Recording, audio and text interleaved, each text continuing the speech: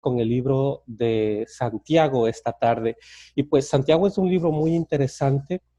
Se conoce a Santiago como el medio hermano de Jesús, ¿verdad? Por la parte materna, por María, la madre de Jesús. Eso nosotros lo vemos en Gálatas 1:19, donde se menciona a Santiago como uno de los hermanos de Jesús. Santiago también fue uno de los líderes, el pastor o el obispo o el anciano de la iglesia de Jerusalén.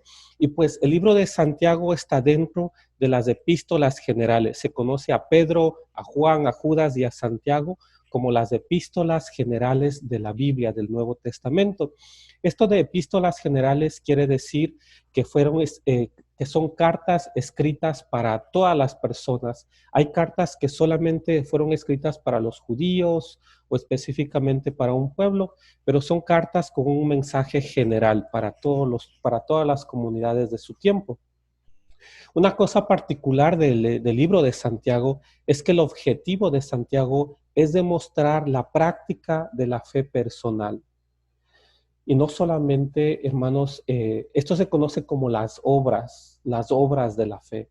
No solamente quedarse en el lado o en el ámbito puramente místico de la fe, pero sino más bien Santiago muestra cómo esa fe tiene que hacerse práctica, tiene que hacerse obras. Si uno dice tener fe, pues uno tiene que demostrar esa fe con las obras. Entonces, ese es uno de los objetivos de la carta de Santiago, demostrar la práctica de la fe personal, es decir, las obras de la fe. Y como mencionamos, lo que nosotros vamos a ver esta noche es el orgullo. Y yo he llamado a este estudio Hablemos del pecado, específicamente del orgullo. Y pues para eso tenemos que definir lo que es pecado e iniciamos haciendo esto. Hay muchas definiciones de pecado. Yo creo que si yo nací en los años 90 y pues muchas personas que venimos del sur, eh, hemos tenido una definición de pecado y creo que es una definición general. Cuando uno va creciendo, a uno lo ponen en la cabeza que pecado es pues no tomar o no bailar, ¿verdad? O no fumar o simplemente no tener malos amigos, cosas así que uno crece pensando que eso es pecado o no hablar malas palabras, ¿verdad? Uno crece pensando que eso es pecado y pues sí, eso es pecado, pero hemos reducido el concepto de pecado. En términos generales, pecado es el alejamiento del hombre de la voluntad de Dios. Este alejamiento es libre del hombre, del ser humano. Y pues el pecado es el alejamiento del ser humano de la voluntad de Dios.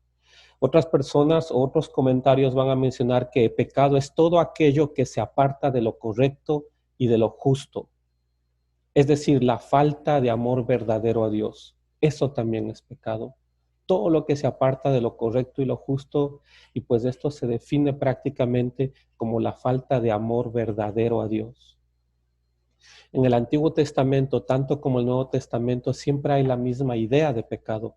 Para los griegos, por ejemplo, y el Nuevo Testamento se escribe en griego, el pecado es la falta o la falla hacia una meta, es decir, no dar en el blanco. Hay un concepto en griego de la palabra que se conoce como amartía o jamartía, y esta palabra define a una persona que está apuntando hacia una dirección, pero no logra dar en la dirección. Es el fallo hacia la meta, es no dar en el blanco. Ese es en el concepto que los griegos tenían sobre la palabra jamartía, que se va a utilizar para definir lo que es pecado, es decir, no dar en el blanco o no llegar a la meta o no dar con la meta.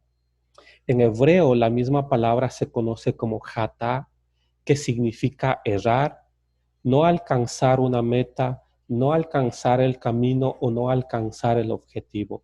Esta palabra errar, nosotros lo vemos en Jueces 20:16, donde hay una idea ahí en Jueces 20:16, donde hay muchos soldados dicen que pueden alcanzar con sus ondas y sus piedras lastimar al enemigo.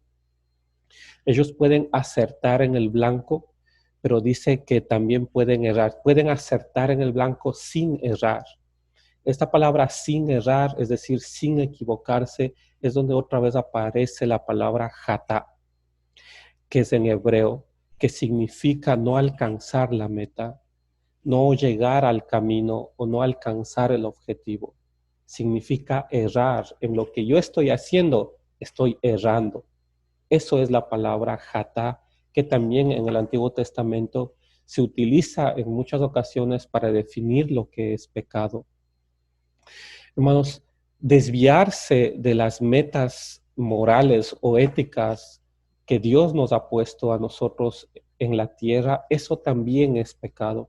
Si nosotros decimos que tanto para los griegos como para los hebreos, la palabra pecado, que es hamartía o que es jatá, esta palabra o este concepto se mira desde el punto de vista de cuando uno erra, es decir, cuando uno está equivocándose al momento de querer llegar a una meta, al momento de querer alcanzar un camino o al momento de querer alcanzar un objetivo. Desviarse de este camino, de este objetivo, de esta meta, es lo que se conoce como el concepto de pecado. Desviarse de las metas morales que ha puesto Dios para el ser humano, esto también se define como pecado. Algo muy interesante es que en Proverbios 8, 35 y 36 se utiliza también este concepto cuando empieza el texto mencionando que el que me encuentra halla la vida y el favor del Señor, pero el que no me encuentra se perjudica. Otras versiones van a mencionar que el que me encuentra halla la sabiduría y la vida piadosa, pero el que no me encuentra se condena o se perjudica. Ahí en esta palabra, el que no me encuentra o el que no me alcanza, una vez más aparece esta palabra de pecado, jatá, que tiene otra raíz, pero es la misma palabra que se utiliza en hebreo y en griego, la palabra jatá para pecado. Y el proverbio está diciendo que el que lo encuentra, es decir, el que llega a esa meta, realmente está alcanzando la sabiduría y la vida piadosa. Pero el que no logra llegar ahí, es decir, el que se equivoca, el que está errando al momento de llegar ahí, dice, se perjudica a sí mismo. Entonces, el proverbio lo que da a entender es que cuando nosotros estamos llegando a la meta o llegando a ese camino o a ese objetivo de la vida piadosa y de la vida sabia, es nosotros cuando no estamos cometiendo pecado. Pero si nosotros no llegamos a esa meta que es la vida piadosa y la sabiduría, sí estamos cometiendo pecado porque estamos errando. Esa es la idea que el proverbio quiere darnos.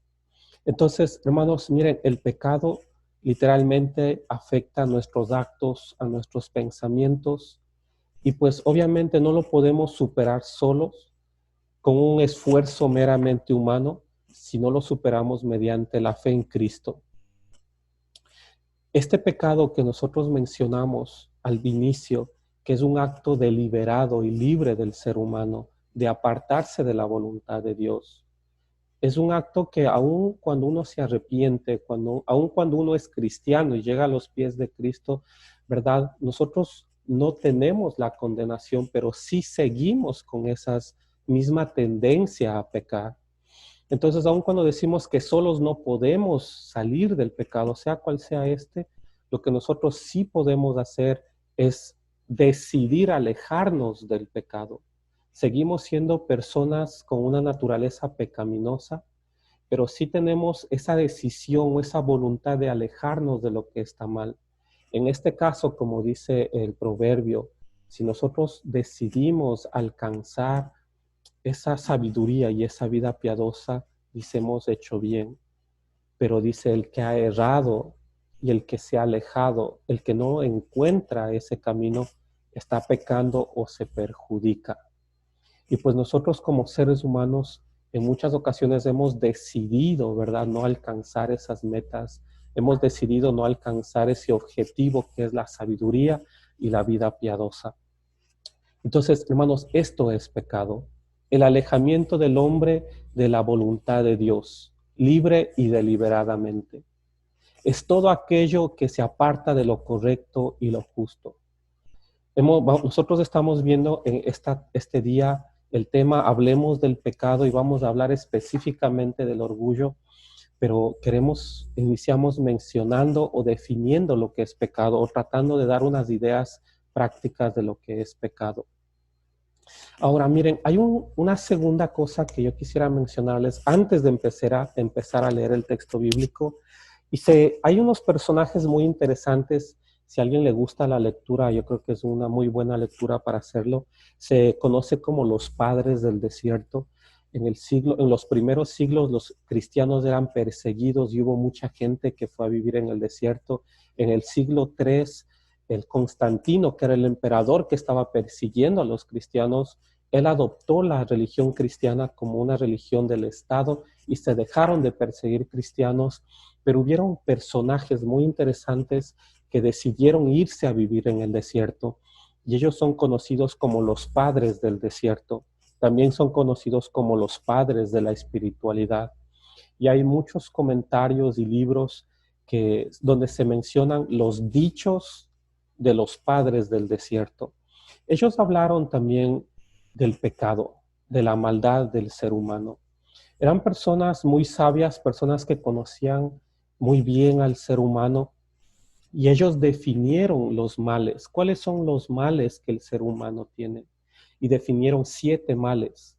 Muchos siglos después, la Iglesia Católica adoptó esta idea de los padres del desierto como los 7 pecados capitales, pero no es originalmente de la Iglesia Católica, sino viene desde mucho tiempo atrás de los padres del desierto. Y ellos definieron los males del ser humano. Y ellos mencionan que el mal más grande de todos es el mal del orgullo. El padre de todos los pecados, decían ellos, es el orgullo. Decían ellos que el orgullo es aquella persona, o el orgulloso es aquella persona que transgrede la ley de Dios, porque prefiere su propia ley antes que la ley de Dios. Esto es un pecado muy grave.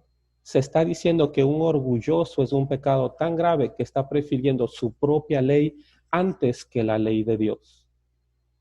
Por eso es que los padres del desierto, que también son conocidos como los padres de la espiritualidad, definieron al pecado del orgullo como el más importante de todos los pecados. Sabemos que los pecados son, ¿verdad?, ante los ojos de Dios iguales, pero ellos lo definieron de esta manera, diciendo que el más grande de los males es el orgullo. El padre de todos los pecados es el orgullo, porque el orgullo o el orgulloso es quien transgrede la ley de Dios, prefiriendo su propia ley antes que la ley de Dios. Eso es un orgullo muy grande, preferir mi propia ley antes que la ley de Dios. Y ellos decían, hermanos, que este orgullo se manifiesta de 2 maneras. Se manifiesta el orgullo de 2 maneras muy prácticas. Ellos mencionaban de la primera manera en cómo se manifiesta el orgullo es el egoísmo. La persona egoísta solo tiene lugar para sí mismo. No tiene lugar para Dios y no tiene lugar para el prójimo. Por eso muchos dicen que la persona egoísta es la persona que anda hinchada, ¿verdad? Que solamente piensa en sí mismo. Solo tiene lugar para sí mismo. No tiene lugar para Dios, tampoco tiene lugar para el prójimo. El orgullo también se manifiesta de una segunda manera, que es la independencia o la autosuficiencia. Las personas que son autosuficientes son personas que quieren y necesitan ser admirados. Y son personas que donde supuestamente ellos nunca necesitan nada. Entonces no nos olvidemos, el orgullo se manifiesta de 2 maneras. El primero es el egoísmo. Y el egoísta es la persona que no tiene lugar para Dios, ni tiene lugar para el prójimo, y solamente tiene lugar para sí mismo. La segunda manera, cómo se manifiesta el orgullo, es a través de la autosuficiencia. Pensar que debemos ser admirados o pensar que no necesitamos nada, que nosotros nos valemos por todas las cosas que tenemos y poseemos y que no necesitamos nada de nadie. Entonces el egoísmo y la autosuficiencia es parte de la persona orgullosa. Esto quiero mencionarles y pues ahorita empezamos a leer textos de la Biblia, pero recordemos esto, hemos definido rápidamente lo que es el pecado, hemos visto cómo es que tanto en el Nuevo Testamento como en el Antiguo Testamento, el pecado era no alcanzar aquella meta, camino u objetivo. El pecado era desviarse, el pecado es desviarse de las metas que Dios ha puesto para el ser humano. Y pues por ende vimos también Proverbios 8:35 al 36, donde el proverbio empieza diciendo que el que encuentra el bien halla la vida y el favor del Señor. O el que le encuentra a Dios halla la vida y el favor del Señor. Otras versiones mencionan que haya la sabiduría y una vida piadosa. Pero el que no le encuentra, dice, se perjudica. Esta palabra no encontrarle a él es la misma idea que da Jueces 20:16 cuando uno está errando, cuando uno se está equivocando.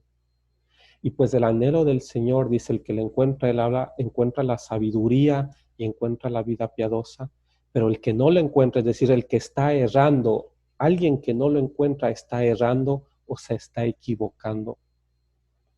Y pues también hemos hablado un poco sobre los padres del desierto, de los dichos de los padres del desierto, donde ellos mencionan que el pecado más grande de todos es el orgullo. El mal más grande del ser humano, decían, es el orgullo. Porque el orgullo lo que hace es preferir mi ley antes que la ley de Dios.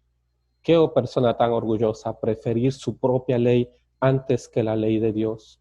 Y pues el orgullo se manifiesta de dos maneras. Primero, el orgullo se manifiesta a través del egoísmo. La persona egoísta solamente tiene lugar para él mismo, no para Dios, mucho menos para el prójimo. Una segunda manera de cómo se presenta el egoísmo en una persona es a través de la autosuficiencia. Creer y pensar que tenemos que ser admirados y que no necesitamos nada de nadie. Esa es la autosuficiencia, parte del orgullo. Y con esto que hemos dicho, hermanos, si ustedes me acompañan a leer el libro de Santiago, capítulo 4, versículos del 5 al 10, vamos a leer y vamos a reflexionar un poco en lo que hemos estado mencionando hasta este momento. El versículo 5 empieza diciendo: ¿acaso piensan que las escrituras no significan nada? Ellas dicen que Dios desea fervientemente que el Espíritu que puso dentro de nosotros les sea fiel. Y nos detenemos un momento. Versículo 5. Dios desea que el Espíritu que Él ha puesto dentro de nosotros, que le seamos fiel. Versículos antes, desde el versículo 1 del capítulo 4 hasta el versículo 5, el versículo 4, hablan de varios pecados que se estaban cometiendo. Hablan de pecados que van en contra de la voluntad de Dios, o habla sobre las discordias. Y lo que está diciendo el texto bíblico desde el inicio del capítulo 4 es que entre ustedes hay discordias o hay disputas, desean lo que no tienen. Está hablando sobre la envidia, también está hablando de que ustedes están pidiendo a Dios, pero tienen sus malas intenciones para pedir a Dios. Entonces Dios lo que hace con ustedes es no los escucha. Recordemos lo que decíamos al inicio. Uno de los objetivos del libro de Santiago es que pongamos en práctica la fe personal. El autor del libro de Santiago está teniendo en mente en que cuando yo voy a escribir esta carta, voy a hablar sobre las obras de la fe. Y parte de las obras de la fe, hermanos, las discordias, la envidia y las malas intenciones no son parte de las obras de la fe. Más bien el texto bíblico en el versículo 5 dice que Dios ha puesto dentro de nosotros un espíritu y Él espera que le seamos fiel a Él. Pero ¿cómo le somos fiel a Dios? Obviamente no es en la discordia, ni en la envidia, ni en las malas intenciones. Esos actos cristianos no están ahí. En la discordia, en la envidia y en las malas intenciones son algo totalmente contrario a los actos cristianos. La fe no se refleja cuando nosotros actuamos de esa manera. Por eso es que el texto bíblico está incentivando, anhelando y casi, ¿verdad?, poniendo la exigencia al que escucha el texto bíblico de Santiago a que ellos puedan reaccionar ante eso y Santiago está haciendo la pregunta, ¿ustedes creen que eso es parte de Dios? Más bien ustedes tienen que serle fiel al espíritu que Él ha puesto dentro de ustedes. Entonces pensemos que nuestros actos a veces van en contra de la fe que nosotros estamos profesando. Y ese no es el objetivo de Santiago. El objetivo de Santiago es que nuestros actos con nuestra fe vayan de la mano. Esas son la práctica de la fe personal, las obras de la fe. Después de esto, nosotros vamos a leer el versículo 6 del libro de Santiago, capítulo 4. Y el versículo 6 dice de esta manera: y Él da gracia con generosidad, como dicen las Escrituras. Dios se opone al orgulloso, pero da gracia a los humildes. Y ahí nos detenemos un momento otra vez. Santiago está tomando un texto del Antiguo Testamento, que es un proverbio del Antiguo Testamento, y lo está nombrando aquí dentro de la categoría de lo que está en contra de Dios, de las discordias. Y Santiago presenta esta frase del orgulloso, que Dios se opone al orgulloso, que Dios se aleja del orgulloso, pero da gracia o muestra favor con los humildes. Otra versión va a decir que Dios resiste al orgulloso. Como hemos visto, el orgulloso se manifiesta de dos maneras: a través del egoísmo, pensar que solo yo importo y en mi vida no hay lugar para Dios ni para el prójimo; a través de la autosuficiencia, pensar que tenemos que ser admirados y que no necesitamos nada de nadie. La persona orgullosa también es una persona arrogante. Y ese es un adjetivo. Es decir, cuando nosotros estamos calificando a una persona, le estamos poniendo un adjetivo. Y aquí Santiago está utilizando esta palabra orgulloso en un sentido de adjetivo. Está calificando a alguien. Le está diciendo que a la persona orgullosa, a esa persona que muestra esos actos de egoísmo, que muestra esos actos de autosuficiencia, a esa persona arrogante, simplemente Dios la está calificando de orgullosa, y a esa persona lo que hace es alejarse de él. Esa persona orgullosa lo que hace es mostrarse por encima de los demás y pensar que él es mejor que cualquier otra persona. Ese adjetivo que Dios está poniendo en una persona a través de Santiago, el escritor bíblico, a esa persona Dios lo está teniendo de lejos, o Dios lo está mirando desde lejos. La palabra se opone, o la palabra Dios resiste al orgulloso. Esa palabra resiste en el lenguaje original del griego da el sentido de que Dios está en desacuerdo con esa persona. Lo que el texto bíblico está diciendo es que Dios está en desacuerdo con la persona que actúa de una manera egoísta y de una manera autosuficiente, de arrogancia. Dios está en contra de él. Dios está en desacuerdo con él. No es que la persona tiene un favor a los ojos de Dios siendo egoísta y autosuficiente o arrogante. Es que esa persona está teniendo un desacuerdo con Dios. ¿Por qué decimos esto? Porque al inicio mencionamos que la persona orgullosa lo que hace es transgredir la ley de Dios y preferir su propia ley. Esa sí es una persona arrogante. Pensar que mi ley es mucho más importante que la ley de Dios. ¿Y cómo se muestra eso? A través del egoísmo y de la arrogancia o la autosuficiencia. Entonces, lo que está diciendo el texto bíblico es que Dios está en desacuerdo con esa actitud o con esos actos. Dios no está, hermanos, viendo algo bueno ahí. Dios está completamente en desacuerdo con esa persona y lo está calificando de orgullosa por los atributos o por los actos que esa persona tiene, que es el egoísmo y también la autosuficiencia o la arrogancia. Pero es muy interesante ver que después de esto dice, pero da gracia a los humildes.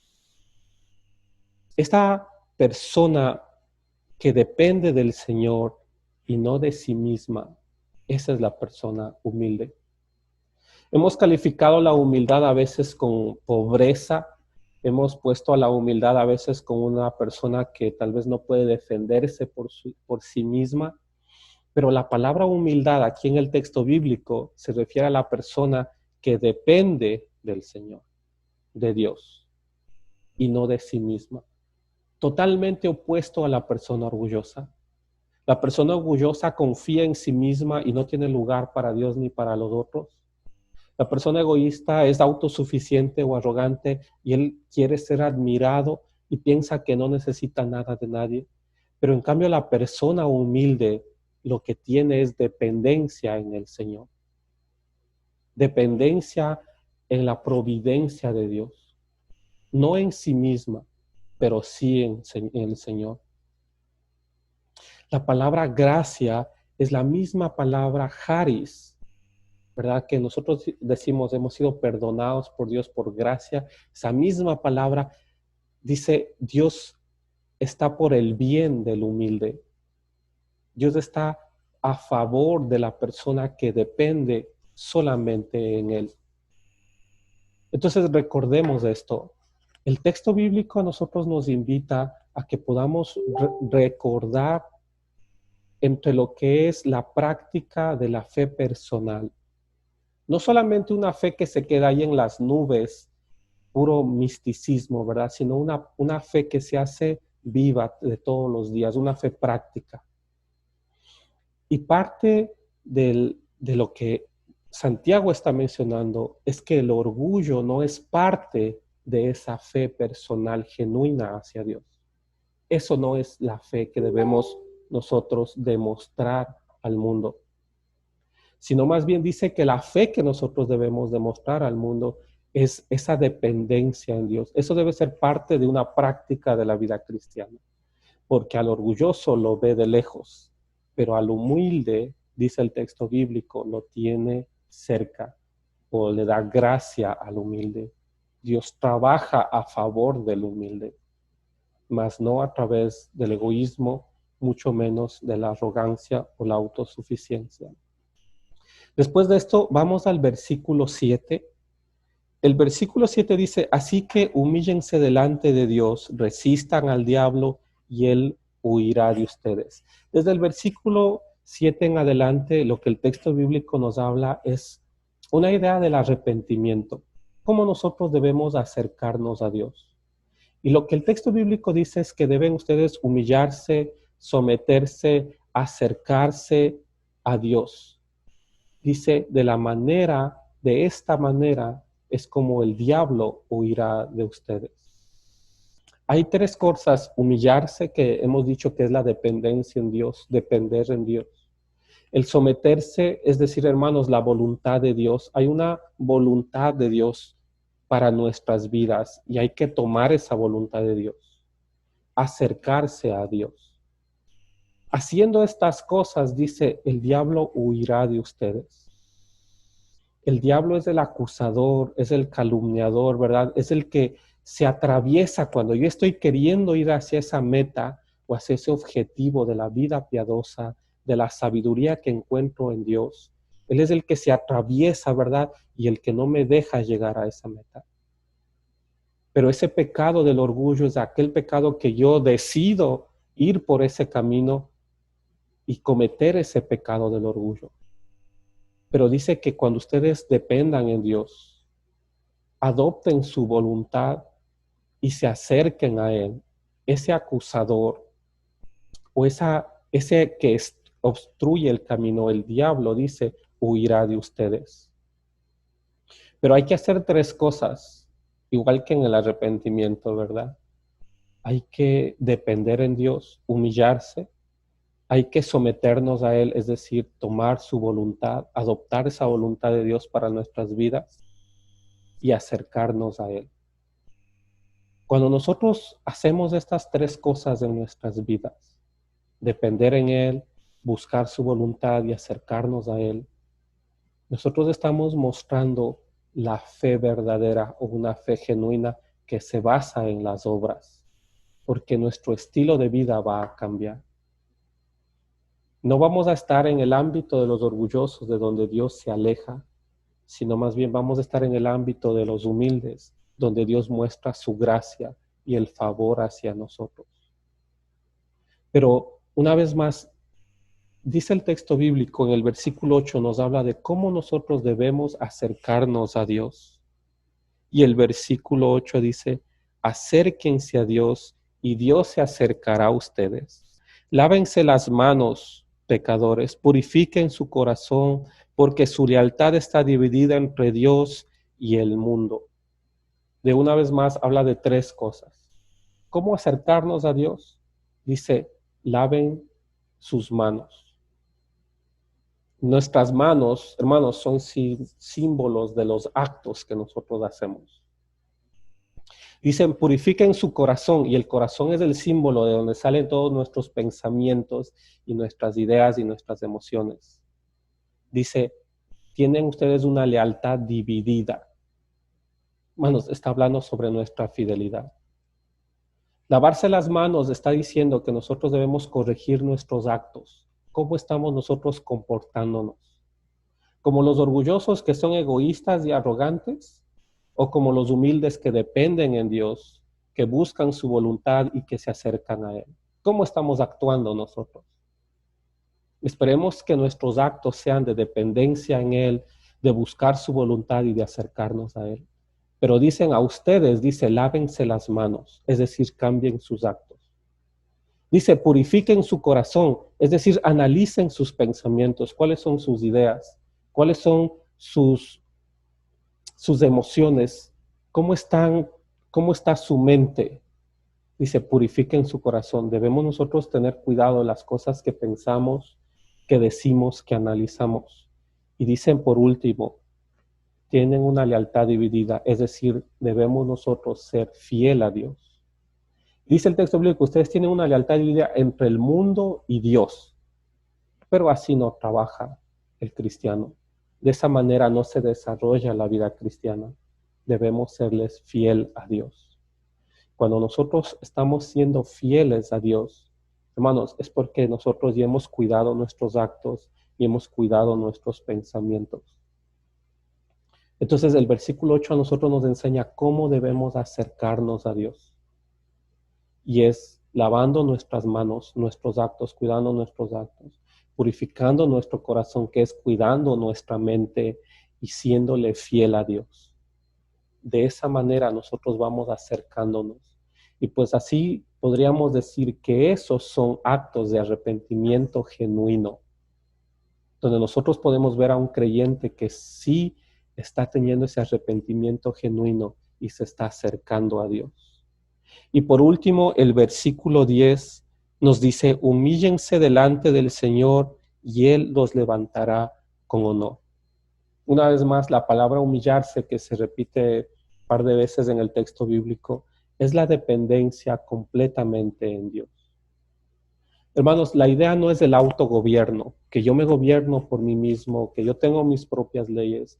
Acuérdense que el orgulloso es aquel que ha decidido dejar la ley de Dios y ha tomado su ley y ha dicho, la ley de Dios no vale, entonces yo tengo mi propia ley. Ese es el orgulloso. Pero el humilde, dice, no es el que se autogobierna, sino más bien es el que depende de Dios. ¿Cómo depender de Dios? Humillándose, dice, sometiéndose y acercándose a Él. Dependiendo en Él, buscando su voluntad y acercándose a Él. La idea que nosotros vemos de la palabra humillarse es la idea que nosotros vemos en Jesús. Él se vació completamente y se puso aquí en este mundo a vivir con todos los seres humanos. Y nosotros debemos tomar ese ejemplo y vaciar ese ego carnal que nosotros tenemos. Hay un ego que es de todas las personas y ese es ese ego carnal, y hay que vaciarnos de ese ego carnal y empezar a ver a Dios como la persona o el ser que realmente puede y tiene los propósitos para mi vida, y tengo que saber depender en cuál es el plan y la voluntad de Dios para mi vida. Entonces no hay que estar con el autogobierno de pensar que yo soy el que me gobierno por mí mismo. Eso es arrogancia. Más bien la palabra humillarse habla sobre el depender de Dios completamente. Filipenses 2:8 habla de Jesús diciendo que se humilló en obediencia a Dios y murió en la cruz. Esa es la dependencia plena en Dios. Entender que el humillarse no es un sinónimo de bajeza ni de pobreza, sino más bien es de la dependencia en Dios. Se humilló, dice el texto bíblico, Jesús en obediencia a Dios y murió en la cruz. Ese es el ejemplo que nosotros tenemos. Ese es el ejemplo contrario a lo que es el orgulloso. Es la dependencia en Dios. No pensar que mi ley es más importante que la ley de Dios, sino pensar que la ley de Dios es la que debe gobernar mi vida, porque en Él encuentro yo un propósito firme y sus planes siempre son mejores a lo que yo puedo tener en mi mente y en mi autogobierno.